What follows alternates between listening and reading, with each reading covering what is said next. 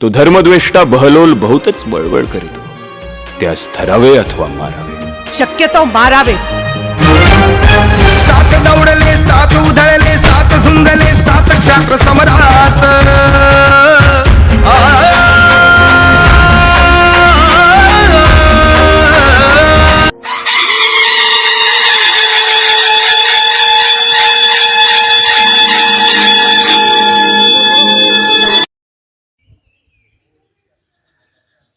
जय जिजाऊ, जय शिवराज, जय शंभूराज.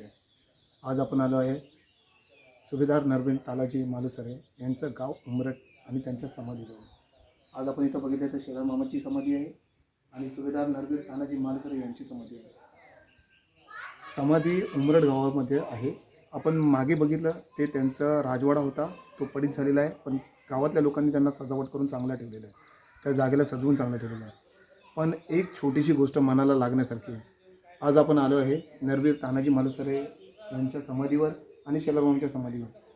समाधीचा आवाज तर खूप छान आहे, परंतु लाजिरवाणी एक गोष्ट अशी वाटते, समाधीच्या जवळ आल्यानंतर समाधीच्या बाजूला जे थोडंसं पडीक मैदान आहे त्याच्यामध्ये लोकांनी जो काही कचरा केला आहे, ॲपे ज्युसी, लाजा पण नाही वाटत रे. आपण स्वराज्यामधल्या लोकांच्यासाठी ही कामं करतो का?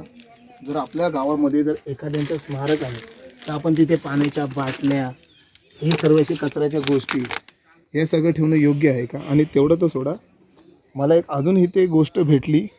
नशीब चांगलं आहे की माझ्या हातात नाही भेटला, नाही तर हातपाय तोडूनच टाकले असते. विमल खायची जागा आहे ही. लाज वाटते आपल्याला. त्यांनी स्वराज्यासाठी एवढं सगळं केलं, आपल्याला लाज वाटते आपण तिथे येऊन विमल वगैरे खातोय.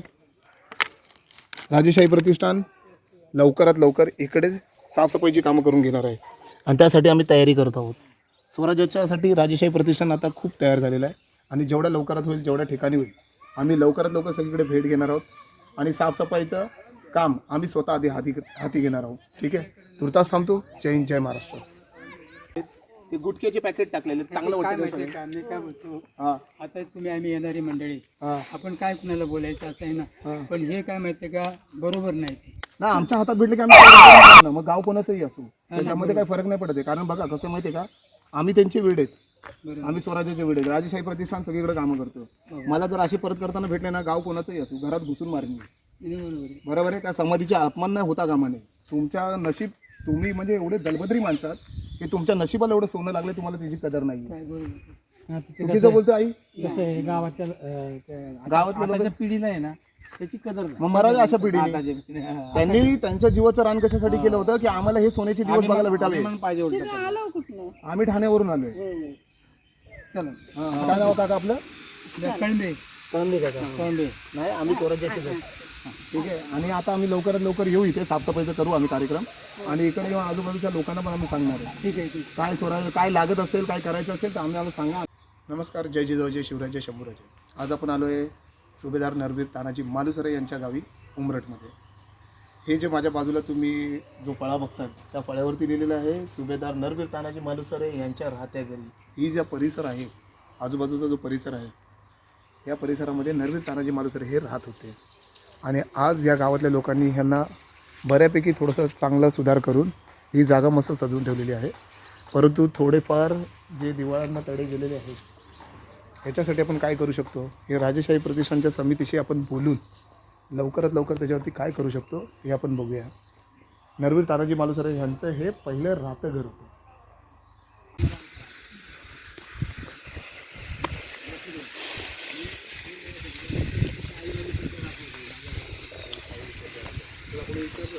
नमस्कार. गणेश कवटेकर, राजेशाही प्रतिष्ठान, महाराष्ट्र राज्य. तुम्हाला फक्त एक माझी विनंती आहे, आपण इथे आसपास कुठे सिगरेट वगैरे, तंबाखू वगैरे कोणी विकतो का? आणि जर विकत असाल तर एवढ्या परिसरात तरी विकू नका. कारण आता समाधीच्या आजूबाजूला आम्ही विमलचे सगळे पॅकेट उचललेले. हां, आणि जर असे तुमच्याकडे कोणी येत असेल, माझा नंबर घ्या. 2 मिनिटं साहेब, बोला बोला. कसं माहिती का, आमच्या इकडून आतमध्ये समाधी बसून कोण खाणार ना, आम्ही एवढे मी तुम्हाला काय कसं माहिती का, हां, हे जे काय बघायला सुद्धा जे बघायला येतात ना, ते सुद्धा आणून तिथं मग फोडायची, तिथं बसून खायची. मी तुम्हाला ते सांगतो काका, असे जर तुम्हाला कोण भेटले ना, त्यांचा गपचूप फोटो काढा, त्यांचं नाव बघा किंवा त्यांना प्रेमाने त्यांचं नाव वगैरे विचारा आणि बाकी आम्हाला सांगा. मग त्यांना कुठे न्यायचे आणि कसे करायचे त्यांचं आम्ही काम करू.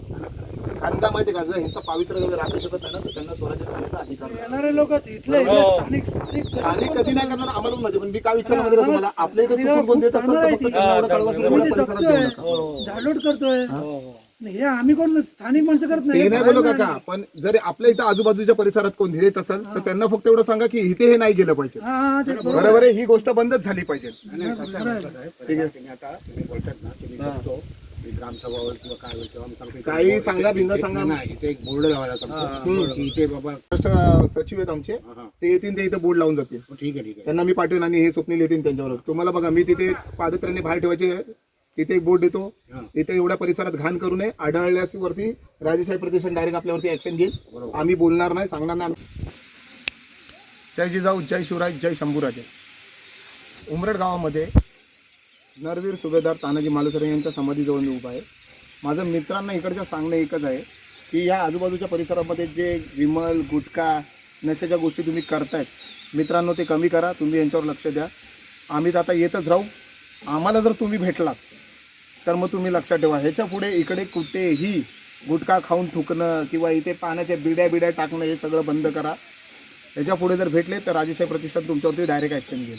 मग आम्ही कोणाचं ऐकणार नाही. तुम्हाला कोणाला जाऊन सांगायचं ते सांगा. ठीक आहे. तुता थांबतो. जय हिंद, जय महाराष्ट्र.